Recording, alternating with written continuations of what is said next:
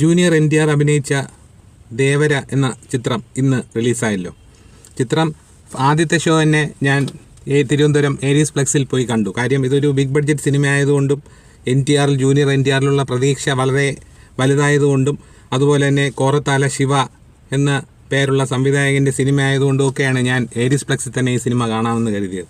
ഒരു big budget സിനിമയല്ലേ, അപ്പോൾ എല്ലാ ഒത്തിണങ്ങിയ ഒരു തിയേറ്ററിൽ കാണാമെന്ന് കരുതി. എന്തായാലും ഈ കോറത്താല ശിവ എന്ന സംവിധായകനെ കുറിച്ച് ഞാൻ പറയാം. ഈ ജനതാ ഗ്യാരേജ് എന്ന മോഹൻലാൽ സിനിമ 2016 പുലിമുരുകന് ശേഷം വന്ന ഒരു മോഹൻലാൽ ചിത്രമാണ് ഈ ജനതാ ഗ്യാരേജ് എന്ന ചിത്രം.